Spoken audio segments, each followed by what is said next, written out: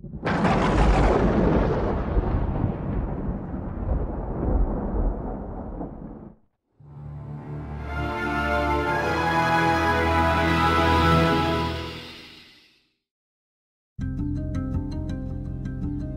ese profundo e inconsciente suspiro con el que iniciaba cada día de trabajo, que ni la proximidad de la telepantalla lograba reprimir, Winston acercó el habla escribe hacia él, lo sopló para sacudir el polvo del micrófono y se puso los anteojos. Luego desenrolló y juntó con un clip 4 tiras de papel que acababan de caer por el tubo neumático sobre el lado derecho de su escritorio. En las paredes de su cubículo había 3 orificios. A la derecha del habla escribe, un pequeño tubo neumático para mensajes escritos. A la izquierda, uno más ancho para los periódicos. Y en la otra pared, al alcance de la mano, una larga y oblonga abertura protegida por una rejilla de alambre. Esta última servía de basurero. Había miles o decenas de miles de hendiduras semejantes repartidas por todo el edificio. No solo en cada oficina, sino también a lo largo de cada pasillo. Por alguna razón se les llamaba hoyos de la memoria. Cuando algún empleado sabía que un documento debía ser destruido o cuando alguien veía un pedazo de papel tirado, era un acto automático el levantar la tapa del hoyo más cercano y arrojarlo en él. Una corriente de aire caliente lo arrebataba y llevaba a los enormes hornos ocultos en algún lugar del subterráneo del edificio. Winston examinó las 4 tiras de papel que acababa de desenrollar. Cada una contenía un mensaje de no más de 2 líneas escritas en jerga abreviada, con muchas palabras en neolengua, que era usada en el ministerio para propósitos internos. Decían así: Times 17.3.84 GH, discurso malinforma África rectificar. Times 19.12.83 predicciones plan trienal cuarto trimestre 83 erratas verificar edición actual. Times 14.2.84 mini abundancia mal citado chocolate rectificar. Times 3.12.83 informe GH orden día doble más no bueno refs no personas reescribir completo revi superior prearchivar. Con cierta satisfacción, Winston apartó el 4º mensaje. Era un asunto intrigante y de responsabilidad y prefería dejarlo para el final. Los otros 3 eran trabajo de rutina, aunque el segundo probablemente lo obligaría a una tediosa búsqueda de cifras. Winston digitó números atrasados en la telepantalla y pidió los ejemplares indicados del Times, los cuales salieron por el tubo neumático a los pocos minutos. Los mensajes que había recibido se referían a artículos o noticias que por alguna u otra razón era necesario alterar, o para usar el término oficial, rectificar. Por ejemplo, en el Times del 17 de marzo aparecía un discurso que el Gran Hermano había dado el día anterior, el cual predecía que el frente de la India del Sur permanecería en calma, pero que pronto se iniciaría una ofensiva del ejército eurásico en África del Norte. Finalmente resultó que el alto comando eurásico había decidido atacar India del Sur y dejar tranquila a África del Norte. Por eso era necesario reescribir un párrafo en el discurso del Gran Hermano, de manera que predijera las cosas tal cual habían sucedido. Por otra parte, el Times del 19 de diciembre publicó los niveles oficiales sobre el consumo de ciertos productos en el 4º trimestre de 1983, que también correspondían al 6º trimestre del plan trienal. La edición de hoy contenía el informe del consumo actual, mostrando que las proyecciones estaban excesivamente equivocadas. El trabajo de Winston consistía en rectificar las cifras originales, haciéndolas coincidir con las posteriores. En cuanto al 3er mensaje, este se refería a un error muy sencillo que se podía arreglar en un par de minutos. En febrero recién pasado, el Ministerio de la Abundancia se había comprometido, un compromiso categórico, eran las palabras oficiales, a no reducir la ración de chocolate durante 1984. Pero la verdad era, como Winston sabía muy bien, que la ración de chocolate sería reducida de 30 a 20 gramos al terminar la semana. Todo lo que necesitaba era sustituir la original promesa por la advertencia de que probablemente habría que reducir la ración en alguna fecha de abril. Tan pronto como Winston terminó con cada mensaje, unió con un clip las correcciones habla escritas junto con la copia correspondiente del Times y las mandó por el tubo neumático. Luego, con un movimiento casi inconsciente, arrugó los mensajes originales y todas las notas que había hecho y las arrojó por el hoyo de la memoria para que fueran devoradas por las llamas.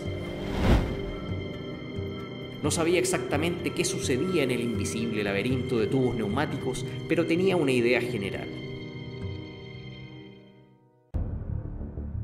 Tan pronto se reunían y ordenaban todas las correcciones que había sido necesario hacer para un determinado número del Times, el ejemplar era reimpreso, la copia original destruida y la copia correcta ocupaba su lugar. Este proceso de continua alteración no se aplicaba solo a los periódicos, sino también a los libros, revistas, folletos, carteles, panfletos, películas, grabaciones, caricaturas, fotografías, a cualquier tipo de literatura o documentación que pudiera contener algún significado político o ideológico. Día tras día, minuto a minuto, el pasado se actualizaba.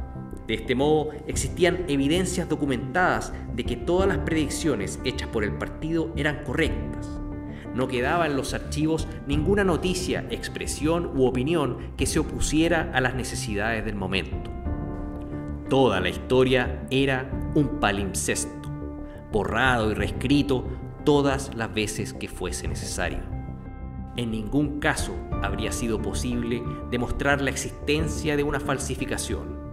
La sección más grande del departamento de registros, mucho mayor que aquella donde trabajaba Winston, se componía simplemente por personas cuya única labor era recolectar todas las copias de libros, diarios y otros documentos que habían sido reemplazados y debían destruirse.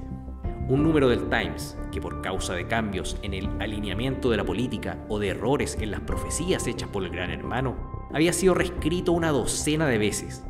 Continuaban los archivos con su fecha original y no existía otra copia para contradecirlo. También los libros retornados y reescritos una y otra vez eran invariablemente editados sin admitir ninguna de las alteraciones hechas. Incluso las instrucciones escritas que Winston recibía y que destruía en cuanto las ejecutaba, nunca admitían que se iba a cometer una falsificación. Siempre se referían a erratas, omisiones, errores de imprenta o citas equivocadas que era necesario corregir en bien de la exactitud. Pero en verdad, pensó Winston mientras ajustaba unas cifras del Ministerio de la Abundancia, ni siquiera se trataba de una falsificación. Era meramente la sustitución de un sinsentido por otro. La mayor parte del trabajo con que allí lidiaban no tenía ninguna conexión con el mundo real, ni siquiera esa clase de conexión que implica una mentira directa. Las estadísticas eran tan fantásticas en su original como en la versión rectificada. Muchas veces se esperaba que uno mismo las sacara de su cabeza. Por ejemplo, las predicciones del Ministerio de la Abundancia estimaron la producción trimestral de 145 millones de pares de botas. La producción real era de 72 millones. Sin embargo, al reescribir la proyección, Winston rebajó la cantidad a 57 millones para que se pudiera decir que la cuota había sido sobrepasada. En todo caso, 62 millones no estaba más cerca de la verdad que 57 millones o 145 millones. Lo más probable es que no hubieran fabricado ni siquiera un par de botas. Aún más, nadie sabía cuántas botas se habían producido y a nadie le importaba. Lo único que se sabía es que cada trimestre se producían cantidades astronómicas de botas en el papel, mientras quizás la mitad de la población de Oceanía andaba descalza. Y esto mismo sucedía con toda clase de datos, importantes o insignificantes. Todo se desvanecía en un mundo de sombras en el cual, finalmente, hasta la fecha del año era incierta. Winston miró a través del pasillo. En la cabina de enfrente, un hombre pequeño, meticuloso y de barbilla oscura, llamado Tillotson, trabajaba resuelto, con el periódico en las rodillas y la boca pegada al micrófono del habla escribe. Daba la impresión de querer mantener lo que decía como un secreto entre él y la telepantalla. Levantó la vista y sus anteojos lanzaron un rayo hostil hacia Winston. Winston no conocía muy bien a Tillotson, ni tenía idea del trabajo que le asignaban. Los empleados del departamento de registros no hablaban de sus tareas. En el largo pasillo sin ventanas, con su doble fila de cabinas, el interminable rumor de papeles y las voces murmurando a la telepantalla, había a lo menos una docena de personas de las cuales Winston ni siquiera conocía su nombre, a pesar de que diariamente los veía corriendo por los pasillos y gesticulando en los 2 minutos de odio. Sabía que en la cabina contigua a la suya, la mujer de pelo color arena se esmeraba día a día ubicando y borrando de la prensa los nombres de las personas que habían sido vaporizadas y que por lo tanto nunca habían existido. Estaba especialmente capacitada para este trabajo, ya que su marido había sido vaporizado 2 años atrás. Y a unas pocas cabinas más allá, una criatura pasiva, ineficaz y soñadora llamada Ampleford, con orejas muy peludas y un talento sorprendente para rimar y medir los versos, estaba encargado de producir las versiones mutiladas, textos definitivos los llamaban, de poemas que se habían vuelto ideológicamente ofensivos, pero que por alguna u otra razón continuaban formando parte de las antologías. Esta sala, con sus 50 empleados aproximadamente, era solo una subsección, una simple célula en la enorme complejidad del departamento de registros. Más allá, arriba, abajo, otros enjambres de empleados trabajaban en una inimaginable multitud de tareas. Allí estaban las gigantescas imprentas con sus subeditores, sus expertos en tipografía y sus equipados estudios para falsificar fotografías. Estaba la sección de teleprogramas con sus ingenieros, sus productores y su equipo de actores especialmente escogidos por su habilidad para falsificar voces. Había un ejército de oficinistas cuya labor consistía en elaborar listas de libros y periódicos que debían ser corregidos. Estaban los vastos depósitos donde se almacenaban los documentos corregidos y los hornos ocultos donde se destruían los originales. Y en algún lugar u otro, bajo el anonimato, estaban los cerebros que dirigían y coordinaban todos los esfuerzos y establecían las líneas políticas según las cuales un fragmento del pasado podía ser preservado, falsificado o borrado de la existencia. El departamento de registros, después de todo, no era más que una simple rama del Ministerio de la Verdad, cuya principal tarea no era reconstruir el pasado, sino proporcionarle a los ciudadanos de Oceanía diarios, películas, textos, programas de telepantalla, obras de teatro y novelas con toda clase de información, instrucción o entretenimiento, desde una estatua hasta un eslogan, desde un poema lírico hasta un tratado biológico, desde libros de ortografía para niños hasta un diccionario de neolengua. Y el ministerio no solo debía atender las múltiples necesidades del partido, sino repetir toda la operación en un nivel más bajo para beneficio del proletariado. Existía toda una cadena de departamentos separados que se ocupaban de la literatura, música, teatro y entretención proletaria. Allí se elaboraban periódicos populares que no contenían más que deportes, crónicas rojas, horóscopos, novelitas baratas, películas inundadas de sexo y canciones románticas compuestas por una máquina con una especie de caleidoscopio llamado versificador. Incluso había toda una sección, llamada Pornosec en neolengua, encargada de la producción de la más baja pornografía, la cual era enviada en paquetes sellados que ningún miembro del partido, salvo los que allí trabajaban, podía ver.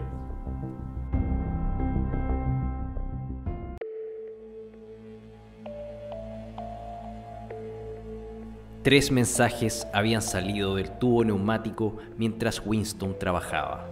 Pero eran asuntos sencillos y los había despachado antes de ser interrumpido por los 2 minutos de odio. Cuando el odio terminó, regresó a su cabina, tomó del estante el diccionario de neolengua, apartó hacia un lado el habla escribe, limpió sus anteojos y se dedicó a su principal tarea de la mañana. El mayor placer en la vida de Winston era su trabajo. Gran parte de él era tediosa rutina, pero también incluía labores tan difíciles e intrincadas que uno podía perderse en ellas como si fueran un complejo problema matemático. Delicadas piezas de falsificación en las cuales solo tenía como guía su conocimiento de los principios del INSOC y su percepción de lo que el partido quería que dijera. Winston era bueno para esa clase de cosas. En ocasiones le habían confiado la rectificación de artículos de la primera plana del Times, escrito enteramente en neolengua.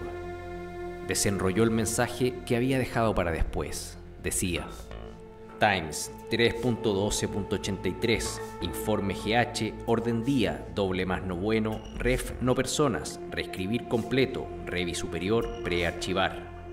En habla antigua o inglés estándar, esto significaba: el informe de la orden del día del Gran Hermano en el Times del 3 de diciembre de 1983 es extremadamente insatisfactorio y hace referencia a personas inexistentes. Reescribirlo por completo y presentar el borrador a la autoridad superior antes de archivarlo. Winston leyó el artículo en cuestión. La orden del día del Gran Hermano se había dedicado a alabar la labor de una organización conocida como FFCC, que proporcionaba cigarrillos y otros lujos a los marinos de las fortalezas flotantes. Cierto camarada, Withers, era prominente miembro del Partido Interior. Había sido destacado con una mención especial y condecorado con la Orden al Mérito Conspicuo, clase 2. 3 meses después, la FFCC había sido disuelta repentinamente y sin explicación. Se podía suponer que Withers y sus colaboradores habían caído en desgracia. Sin embargo, no hubo ningún informe sobre este asunto, ni en la prensa ni en la telepantalla. Era lo usual, ya que muy pocas veces los delincuentes políticos eran denunciados o procesados en público. Las grandes purgas que involucraban a miles de personas, con juicios públicos de traidores y criminales mentales que confesaban abyectamente sus crímenes antes de ser ejecutados, eran espectáculos especiales que solo se daban una vez cada 2 años.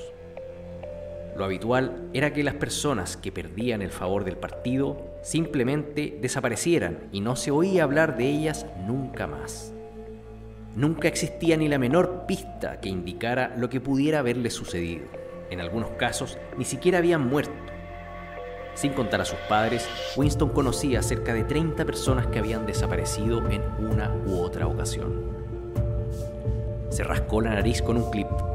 En la cabina de enfrente, el camarada Tillotson seguía secretamente inclinado sobre el habla escribe. Levantó la cabeza por un momento. Otra vez, el rayo hostil de sus anteojos.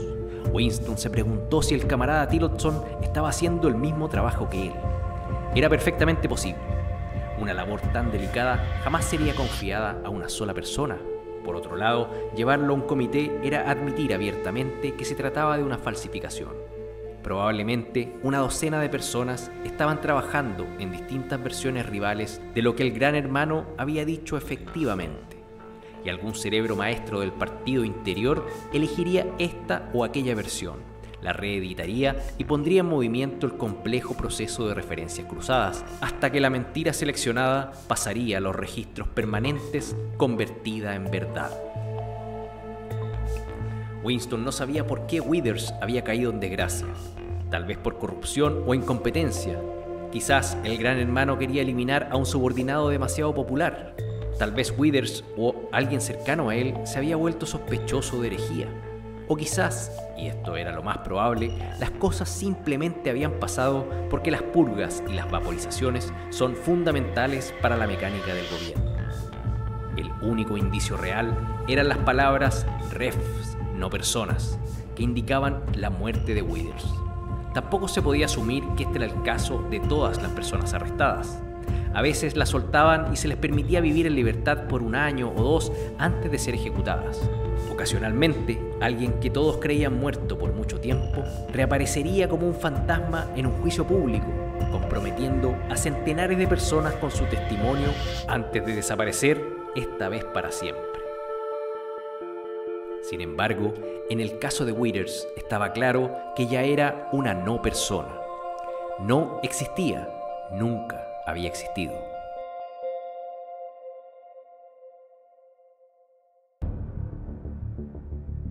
Winston decidió que no era suficiente con cambiar el sentido del discurso del Gran Hermano. Era mejor hacer que se refiriera a un asunto completamente desconectado del tema tratado. Podía revertir un discurso hacia una habitual denuncia de traidores o criminales mentales, pero eso era demasiado obvio. mientras que inventar la victoria en el frente o algún triunfo en la sobreproducción del 9º plan trienal podía complicar demasiado los registros. Lo que necesitaba era una pieza de fantasía pura. Repentinamente estalló en su mente la imagen de un cierto camarada de nombre O'Hilby, recientemente muerto en la batalla, bajo heroicas circunstancias. Había ocasiones en que el Gran Hermano dedicaba su orden del día para conmemorar a algún humilde y anónimo miembro del partido cuya vida y muerte eran un ejemplo digno de seguir. Hoy recordaría al camarada O'Hilby. Desde luego, no existía ninguna persona con ese nombre, pero unas cuantas líneas de texto y un par de fotografías falsas eran suficientes para traerlo de inmediato a la existencia. Winston reflexionó por un momento. Luego acercó el habla escribe hacia él y comenzó a dictar en el familiar estilo del Gran Hermano, un estilo militar y pedante a la vez y fácil de imitar debido al truco de hacer preguntas y responderlas de inmediato. ¿Qué lección aprendemos de esto, camaradas? La lección, que también es uno de los principios fundamentales del INSOC, es... etcétera, etcétera. A la edad de 3 años, el camarada O'Hilby había rechazado todos los juguetes, excepto un tambor, una metralleta y un helicóptero. A los 6, un año antes de lo reglamentario, por una excepción especial, se había unido a los espías. A los 9, era jefe de tropa. A los 11, denunció a su tío a la policía del pensamiento, después de escuchar una conversación que le pareció tenía tendencias criminales.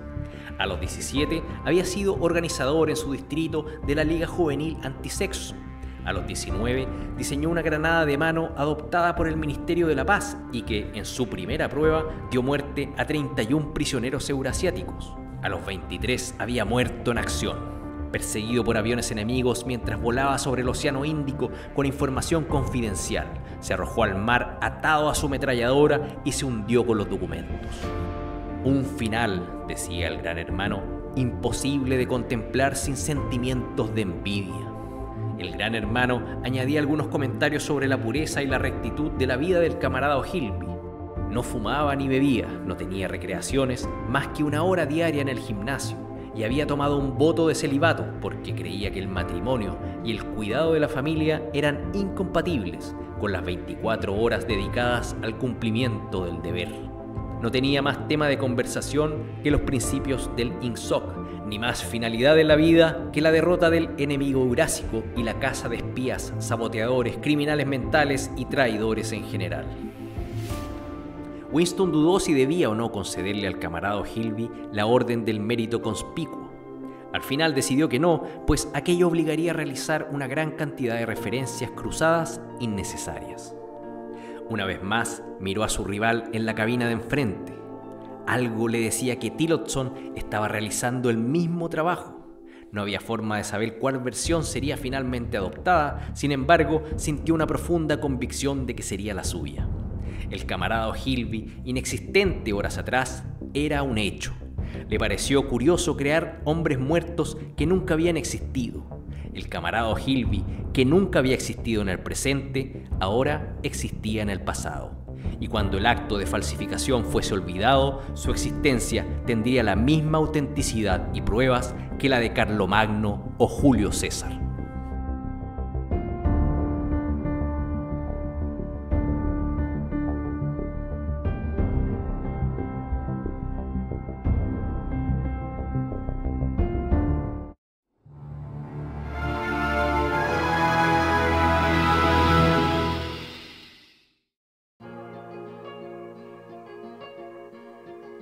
En el casino subterráneo, la cola para el almuerzo avanzaba lentamente. El lugar estaba lleno de gente y el ruido era ensordecedor. De las cocinas ubicadas atrás del mostrador salía el olor a estofado cuyo aroma metálico y amargo no lograba atenuar las emanaciones del gin de la victoria.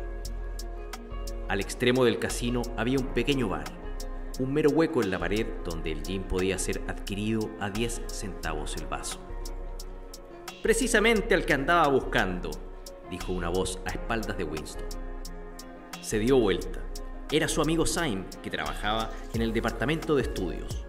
Quizás amigo no era exactamente la palabra correcta. Ahora no había amigos, solo camaradas. pero había camaradas cuya compañía era más agradable que la de otros. Syme era filósofo, especialista en neolengua. De hecho, pertenecía al enorme equipo de expertos encargados de compilar la 11ª edición del Diccionario de Neolengua. Era una criatura pequeña, más bajo que Winston, con cabello negro y largo, ojos prominentes, tristes y burlones que parecían escrutar con la mirada a quien hablara con él. «Quería preguntarte si tienes hojas de afeitar», dijo. «Ni una», repuso Winston con sentimiento de culpa. «He buscado por todas partes, ya no hay». Todos se preguntaban por hojas de afeitar. En realidad, él tenía 2 sin usar que guardaba en su casa. Hace 2 meses había total escasez de ellas. En todo momento había algún artículo de vital necesidad que las tiendas del partido no podían proveer. A veces eran botones, otras agujas para lana, a veces cordones de zapato. Ahora se trataba de hojas de afeitar. Solo se podían conseguir, y con dificultad, rastreando más o menos furtivamente en el mercado libre. «He usado la misma hoja por más de 6 semanas», mintió Winston. La cola avanzó otro paso. Al detenerse, volvió a mirar la cara de Syme. Cada uno tomó una grasosa bandeja de metal de un montón apilado en el mostrador. «¿Fuiste a ver el ahorcamiento de los prisioneros ayer?», preguntó Syme. «Estaba trabajando», dijo Winston con indiferencia. «Supongo que lo veré en el cine». «Un sustituto muy inadecuado», comentó Syme. Sus ojos burlones se pasearon por la cara de Winston. «Te conozco», parecían decir. «Veo a través tuyo y sé muy bien por qué no fuiste a ver el ahorcamiento de los prisioneros». De una manera intelectual, Syme era venenosamente ortodoxo. Podía hablar con una satisfacción repugnante de los ataques aéreos a los pueblos enemigos, de juicios y confesiones de los criminales mentales, de las ejecuciones en los sótanos del Ministerio del Amor. Para hablar con él había que alejarlo de estos temas y sumergirlo, si era posible, en los tecnicismos de la neolengua, en lo cual era experto y brillante. Winston movió un poco la cabeza para evitar el escrutinio de aquellos grandes ojos oscuros. «Fue un buen ahorcamiento», dijo Syme recordando, «pero creo que los tropean cuando les atan los pies. Me gusta verlos patalear, y sobre todo al final, cuando sacan la lengua y se les pone azul, de un azul brillante. Ese es el detalle que más me gusta». «El siguiente, por favor», gritó la proletaria de delantal blanco tras el mostrador. Winston y Syme pusieron sus bandejas en el mesón. A cada uno se le sirvió su ración: estofado con un poquito de carne, un trozo de pan, un cubito de queso, un tazón de café de la Victoria y una pastilla de sacarina. «Allí hay una mesa debajo de la telepantalla», dijo Syme. «Recojamos el gin en el camino». Les sirvieron el gin en unos tazones sin mangos. Se abrieron paso a través de la multitud y colocaron sus bandejas sobre una mesa de metal, en una esquina de la cual alguien había desparramado el estofado, dejando una masa líquida asquerosa que parecía vómito. Winston tomó su taza de gin, hizo una pausa para darse ánimo y se tragó de un golpe aquel líquido con sabor a aceite. De pronto, al limpiarse las lágrimas que aparecieron en sus ojos, se dio cuenta de que tenía hambre. Comenzó a tragar grandes cucharadas del estofado que contenía pequeños cubitos de algo que probablemente era una preparación de carne. Ninguno de ellos volvió a hablar hasta que vaciaron sus recipientes. En la mesa ubicada a la izquierda de Winston, un poco detrás de él, alguien hablaba rápidamente y sin cesar. Una cháchara que era casi el graznido de un pato y perforaba el murmullo general del salón. «¿Cómo va el diccionario?», preguntó Winston, alzando la voz por sobre el ruido. «Lento», respondió Syme. «Estoy trabajando los adjetivos, es fascinante». La cara le brilló inmediatamente a la mención de la palabra neolengua. Apartó el plato hacia un lado, tomó su trozo de pan con un gesto delicado y con la otra mano tomó el queso y se inclinó sobre la mesa para poder hablar sin tener que gritar. «La 11ª edición es la definitiva», dijo.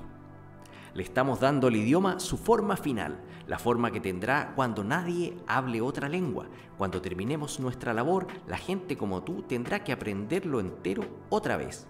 Seguramente crees que nuestro trabajo es inventar nuevas palabras, pero no tiene nada que ver. Estamos destruyendo palabras, centenares de ellas, cientos, todos los días. Estamos reduciendo el lenguaje hasta los huesos. La 11ª edición no contendrá ni una palabra que se vuelva obsoleta antes del año 2050. Dio un hambriento mordisco a su pan y tragó antes de seguir hablando con una especie de pedante pasión. Su delgada y oscura cara se volvió animada. Sus ojos perdieron aquella expresión burlona y se volvieron casi soñadores. La destrucción de palabras es algo muy hermoso. Por supuesto que el mayor derroche está en los verbos y en los adjetivos, pero hay cientos de sustantivos de los que se puede prescindir. No solo los sinónimos, también los antónimos. Después de todo, ¿qué justificación hay para una palabra que es simplemente la opuesta de la otra? Toda palabra contiene en sí misma su contraria. Tomemos por ejemplo bueno. Si tienes una palabra como bueno, ¿qué necesidad hay de la palabra malo? No bueno sirve exactamente igual, mejor aún, porque es el exacto antónimo de la palabra. Ahora, si quieres una palabra más fuerte para bueno, ¿qué sentido tiene usar la lista completa de palabras vagas e inútiles como excelente, espléndido u otras por el estilo? Más bueno significa lo mismo o doble más bueno, si quieres algo aún más fuerte. Claro que ahora usamos todas esas formas, pero en la versión final de la neolengua no habrá nada más. Al final, todas las palabras relacionadas con los conceptos de maldad y bondad serán reducidas a 6 términos. En realidad, solo a una palabra. ¿Ves la belleza de esto? Por supuesto que fue una idea original del Gran Hermano, agregó tardíamente. Al oír nombrar al Gran Hermano, el rostro de Winston se animó rápida e insípidamente. No obstante, Syme detectó de inmediato su falta de entusiasmo. «Tú no aprecias realmente la neolengua, Winston», dijo casi con tristeza. «Incluso cuando escribes continúas pensando en habla antigua. He leído algunas cosas que ocasionalmente escribes en el Times. Son muy buenas, pero son traducciones. En tu corazón prefieres el habla antigua, con toda su vaguedad e inútiles sutilezas de significado. Tú no aprecias la belleza de la destrucción de palabras. ¿Sabías que la neolengua es el único idioma en el mundo cuyo vocabulario se vuelve más pequeño cada año?» Por supuesto que Winston lo sabía. Sonrió con simpatía, pero sin atreverse a hablar. Syme mordió otro pedazo de pan negro, lo masticó un poco y prosiguió. ¿No ves que toda la finalidad de la neolengua es limitar el alcance del pensamiento? Al final lograremos que el crimen tal sea literalmente imposible, pues no habrán palabras para expresarlo. Cada concepto que se necesite será expresado con una palabra exacta y sus significados afines borrados y olvidados para siempre. En la 11ª edición no estamos lejos de ese objetivo, pero el proceso continuará incluso después de que tú y yo hayamos muerto. Cada año, menos y menos palabras, y el alcance de la conciencia siempre será un poco menor. Naturalmente, ahora tampoco hay justificación o razón alguna para cometer un crimen tal. Es solo una cuestión de disciplina, de control de la realidad. Pero al final, ni siquiera habrá necesidad de eso. La revolución estará completa cuando el lenguaje sea perfecto. La neolengua es Ingsoc e Ingsoc es la neolengua, agregó con una especie de mística satisfacción. ¿Alguna vez se te ha ocurrido, Winston, que a más tardar el año 2050, ningún humano podrá entender una conversación como la que estamos sosteniendo ahora? Excepto, comenzó Winston lleno de dudas, pero se detuvo. Había tenido en la punta de la lengua la frase «excepto los proletarios», pero se reprimió pues no estaba totalmente seguro de que fuera una observación ortodoxa. Sin embargo, Syme adivinó sus palabras. «Los proletarios no son seres humanos», dijo descuidadamente. Hacia el 2050, o quizás antes, todo conocimiento efectivo de habla antigua habrá desaparecido. Toda la literatura del pasado será destruida. Chaucer, Shakespeare, Milton, Byron existirán solo en versiones de neolengua, no meramente cambiadas en algo diferente, sino que convertidas en algo contrario de lo que eran. Incluso la literatura del partido será alterada. Hasta los eslóganes cambiarán. ¿Cómo podrás tener un eslogan como «libertad es esclavitud» cuando el concepto de libertad haya sido abolido? Toda la estructura del pensamiento será cambiada. De hecho, no habrá pensamiento tal como nosotros lo entendemos. Ortodoxia significa no pensar. No necesito pensar. Ortodoxia es inconsciencia. Uno de estos días, pensó Winston con profunda convicción, Syme será vaporizado. Es demasiado inteligente, ve todo muy claramente y habla con excesiva franqueza. Al partido no le gusta este tipo de personas. Un día desaparecerá, está escrito en su cara. Winston había terminado su pan y su queso. Se acomodó en la silla para beber su tazón de café. En la mesa de la izquierda, el hombre de estridente voz seguía hablando sin cesar. Una joven mujer, quizás su secretaria, sentada a espaldas de Winston, le escuchaba y parecía estar de acuerdo en todo lo que decía. De vez en cuando, Winston captaba algún tipo de observación como: «Creo que tienes razón, estoy totalmente de acuerdo», pronunciada con voz juvenil y algo tonta. Pero la otra voz no cesaba, ni siquiera cuando la joven hablaba. Winston conocía al hombre de vista, aunque no sabía más de él, salvo que tenía un importante puesto en el departamento de ficción narrativa. Tenía aproximadamente 30 años, un largo cuello musculoso y una boca movediza. Su cabeza estaba echada un poco para atrás, y quizás, debido al ángulo en que se encontraba sentado, sus anteojos reflejaron la luz y mostraron ante Winston 2 discos blancos en vez de ojos. Lo terrible era que del torrente de ruido que brotaba de su boca casi no se podía distinguir una palabra. Una sola vez Winston captó: «Completa y final eliminación del Goldsteinismo», pronunciada con tanta rapidez que parecía una sola pieza, como un bloque sólido. El resto era solo ruido, un continuo cuac cuac. Y sin embargo, aunque no se podía oír lo que el hombre decía, no cabía duda de su naturaleza.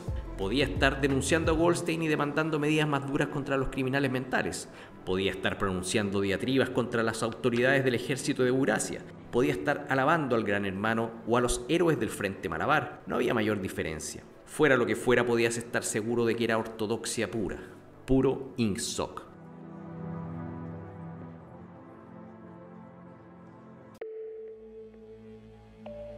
Al mirar esa cara sin ojos y esa mandíbula moviéndose rápidamente, Winston tuvo la curiosa sensación de que no era un ser humano, sino que un tipo de títere.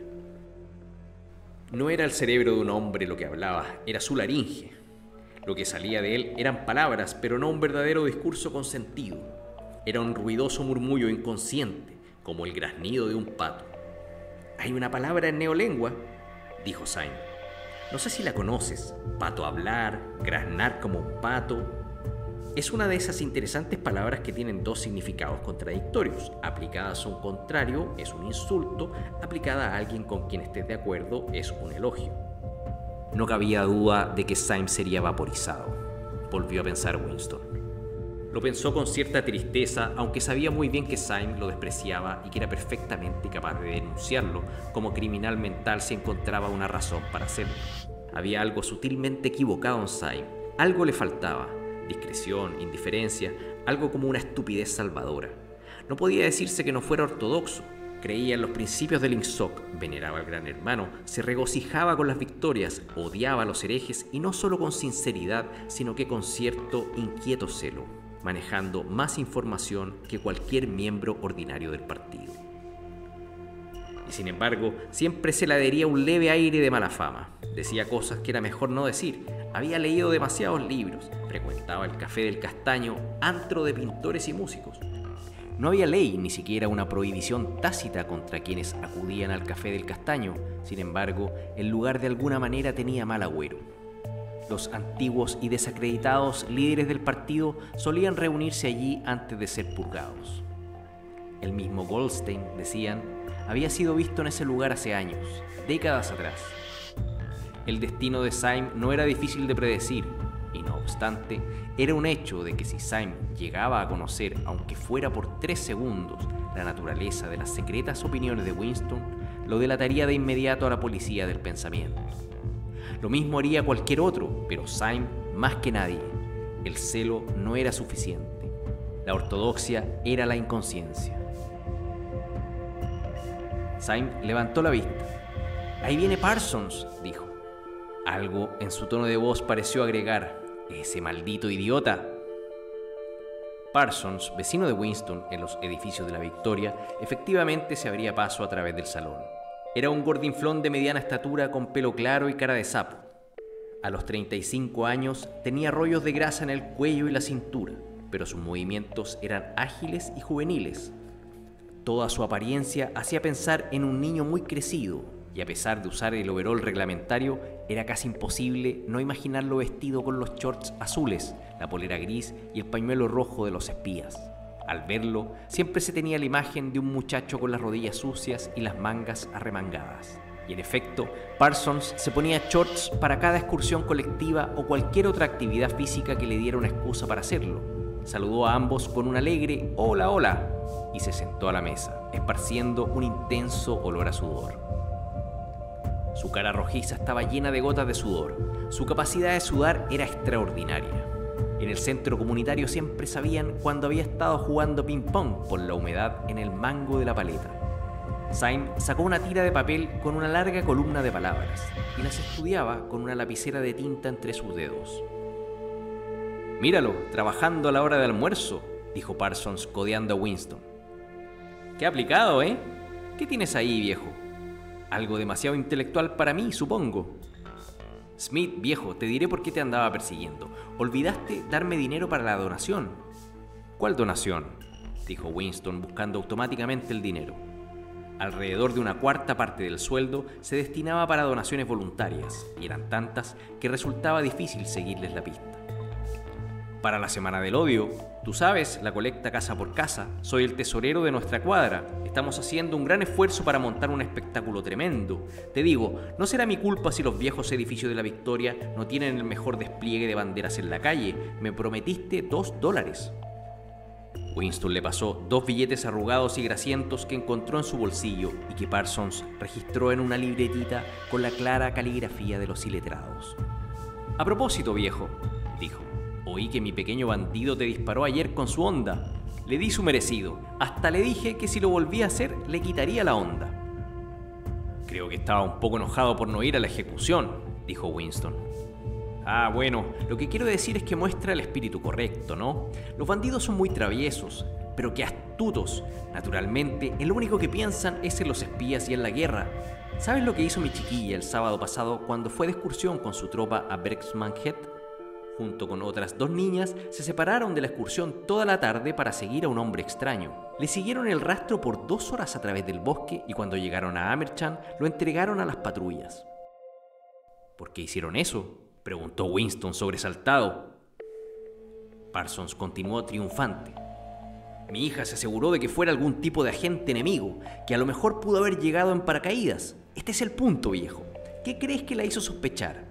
Notó que usaba unos zapatos muy raros, que ella no había visto antes, así que debía ser extranjero.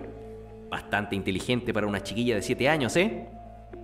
¿Qué pasó con el hombre?», preguntó Winston.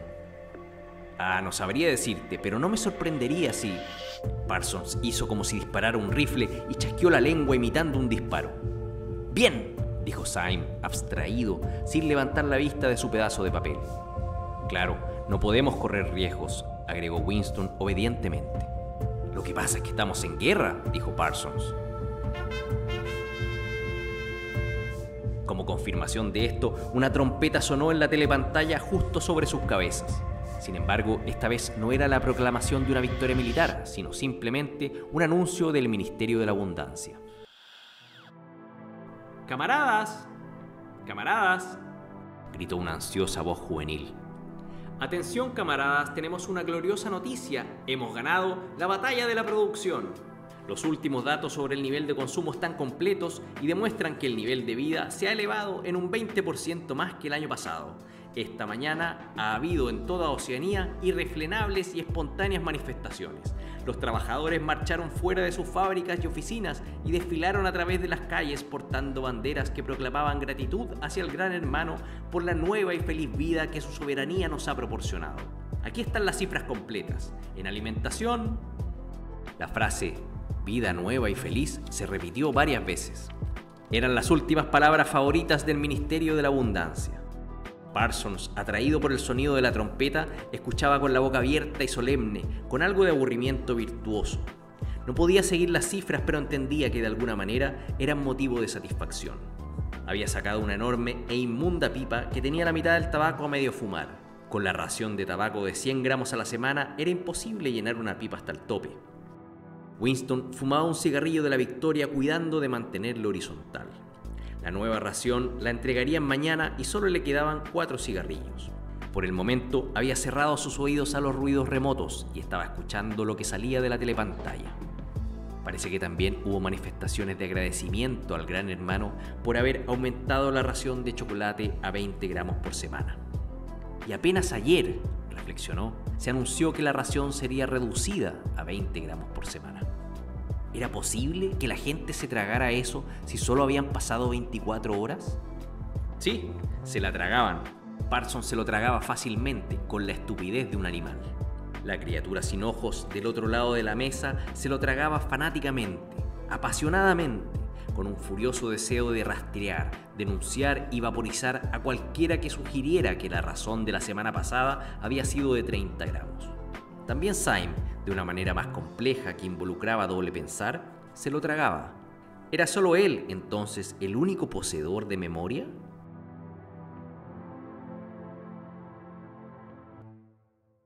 Las fabulosas estadísticas continuaron brotando de la telepantalla. En comparación con el año pasado, había más alimentos, más ropa, más casas, más muebles, más ollas, más benzina, más barcos, más helicópteros, más libros, más recién nacidos, más de todo, excepto enfermedades, crímenes y locura. Año tras año y minuto a minuto, todo mejoraba vertiginosamente. Como Syme hace un rato, Winston tomó su cuchara y empezó a dar toquecitos en la descolorada salsa chorreada sobre la mesa, dibujando una larga línea fuera del charco.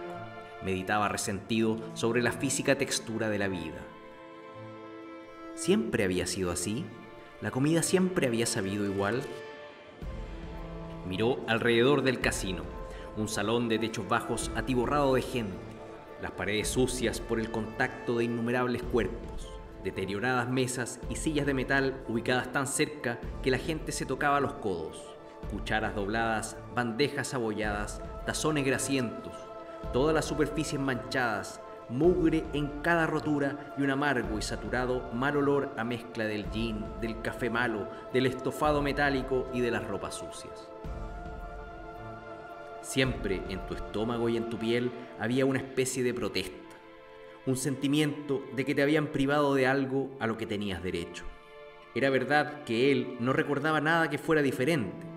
En todas las épocas que alcanzaba su memoria, nunca hubo suficiente comida, jamás calcetines y ropa interior sin hoyos. Los muebles siempre estaban deteriorados, las habitaciones sin calefacción, los vagones del metro atestados, las casas cayéndose a pedazos, el pan oscuro, el té escaso, el café sin sabor, los cigarrillos insuficientes, y no había nada barato y abundante excepto el gin sintético. Y aunque por supuesto todo empeoraba a medida que uno envejecía, no había signo de que este no era el orden natural de las cosas. Si el corazón enfermaba con las incomodidades, la suciedad y la escasez, los interminables inviernos, los calcetines pegotes, los ascensores que nunca funcionan, el agua fría, el jabón áspero, los cigarrillos que se deshacían, la comida con ese extraño y horrible sabor, ¿cómo iba uno a considerar todo esto intolerable si no fuera por una especie de recuerdo ancestral de que las cosas alguna vez fueron diferentes? Miró otra vez alrededor del casino. Casi todos eran feos y seguirían siéndolo, incluso si no llevaran el uniforme del overol azul. En un extremo del salón, sentado solo en una mesa, un pequeño hombre curiosamente parecido a un escarabajo bebía una taza de café. Sus pequeños ojos lanzaban miradas suspicaces de un lado a otro. Era fácil, pensó Winston, siempre que no se mirara el entorno, pensar que el tipo físico fijado por el partido como ideal, altos y musculosos jóvenes y muchachas de escaso pecho, cabellos rubios, vitales, bronceadas y desenvueltas, existía e incluso predominaba. Pero la verdad, hasta donde él podía juzgar, la mayoría de las personas en la aerofranja 1 eran pequeños, oscuros y repulsivos. Era curioso cómo el tipo escarabajo predominaba en los ministerios. Hombrecillos regordetes, volviéndose corpulentos a temprana edad, de piernas cortas, de movimientos veloces y escurridizos, e inescrutables caras gordas con ojos muy pequeños. Era el tipo que parecía florecer bajo el dominio del partido. El anuncio del Ministerio de la Abundancia terminó con otro llamado de trompeta y fue seguido por una música ligera. Parsons, lleno de vago entusiasmo por el bombardeo de cifras, se sacó la pipa de la boca. Ciertamente el Ministerio de la Abundancia ha hecho una muy buena labor este año, dijo asintiendo con la cabeza. A propósito, Smith, viejo, supongo que no tienes ninguna hoja de afeitar que me convides. Ni una, dijo Winston. He usado la misma por más de 6 semanas. Ah, bien, solo preguntaba, viejo. Lo siento, dijo Winston. El graznido de la mesa vecina, temporalmente silenciado durante el comunicado del ministerio, comenzó otra vez, tan fuerte como siempre. Por alguna razón, Winston empezó de pronto a pensar en la señora Parsons, con su cabello desordenado y las arrugas llenas de polvo. Dentro de 2 años, esos niños la denunciarían a la policía del pensamiento. La señora Parsons sería vaporizada. Syme sería vaporizado. Winston sería vaporizado. O'Brien sería vaporizado. Por otro lado, Parsons nunca sería vaporizado. La criatura sin ojos con voz de pato nunca sería vaporizada. Los pequeños hombres escarabajos que se escabullían ágilmente por los laberínticos corredores de los ministerios tampoco serían vaporizados. Y la joven de pelo negro, la del departamento de ficción narrativa, tampoco sería vaporizada. Le parecía saber instintivamente quién sobreviviría y quién perecería, aunque no era fácil decir lo que permitiría sobrevivir a una persona. En aquel momento fue violentamente sacado de un tirón de su ensueño. La joven de la mesa vecina se había dado vuelta y lo estaba mirando. Era la muchacha de pelo negro. Lo estaba mirando de reojo, pero con una intensa curiosidad. En el instante en que se cruzaron sus miradas, ella desvió la vista. Lo invadió un horrible espanto. Se le pasó de inmediato, pero le dejó una especie de insistente temor. ¿Por qué lo estaba mirando? ¿Por qué lo seguía constantemente? Por desgracia, no podía recordar si ella ya estaba en la mesa cuando él se sentó o había llegado después. Pero ayer, sin duda, antes de los 2 minutos de odio, se había sentado inmediatamente detrás de él sin que aparentemente tuviera necesidad de hacerlo. Seguramente su real objetivo era escucharlo y asegurarse que gritaba lo bastante fuerte. Su primer pensamiento volvió hacia él. Probablemente ella no era miembro de la policía del pensamiento, pero los espías aficionados eran los más peligrosos de todos. Winston no sabía por cuánto tiempo ella lo había estado observando, pero quizás por mucho más de 5 minutos, y era posible que sus facciones no hubiesen estado perfectamente bajo control. Era terriblemente peligroso dejar vagar tus pensamientos en público o cerca del alcance de la telepantalla. Hasta el más pequeño detalle podía traicionarte. Un tic nervioso, una inconsistente mirada de ansiedad, la costumbre de hablar solo, cualquier cosa que sugiriera algo fuera de lo normal o la necesidad de ocultar algo. En todo caso, hacer una inapropiada expresión con el rostro, por ejemplo, mirar con incredulidad cuando una victoria era anunciada, era en sí mismo un delito. Incluso había una palabra en neolengua para ello: cara crimen. La joven le había dado la espalda otra vez. Quizás, después de todo, no lo estaba siguiendo. Quizás fue solo una coincidencia el que por 2 días seguidos se sentara cerca de él. Su cigarrillo se había apagado y lo puso cuidadosamente en el borde de la mesa. Lo terminaría de fumar después del trabajo si el tabaco no se derramaba. Probablemente la persona que estaba sentada en la mesa de al lado era una espía de la policía del pensamiento. Y era probable que terminara en los sótanos del Ministerio del Amor dentro de 3 días. Pero una colilla no se podía despreciar. Syme dobló su tira de papel y la guardó en el bolsillo. Parsons había empezado a hablar otra vez. Te conté, viejo, la vez que mis 2 bandidos encendieron fuego en la falda de una vendedora del mercado porque la descubrieron envolviendo una salchicha con el afiche del Gran Hermano, dijo riendo con la pipa entre sus dientes. Se escondieron detrás de ella y la incendiaron con una caja de fósforos. Creo que le causaron graves quemaduras. Pequeños bandidos, ¿no? Pero qué despiertos. Ahora les dan un entrenamiento de primera en los espías, incluso mejor que en mi época. ¿Qué crees que es lo último que les han dado? Audífonos para escuchar a través de las cerraduras. Mi pequeña los trajo a casa la otra noche. La probó en la puerta de nuestra salita y dijo que se escuchaba el doble que pegando el oído al agujero. Por supuesto que es solo un juguete, pero así se entrenan desde niños, ¿no? En ese momento, la telepantalla dio un penetrante silbido. Era la señal de volver al trabajo. El resto del tabaco se cayó del cigarrillo de Winston.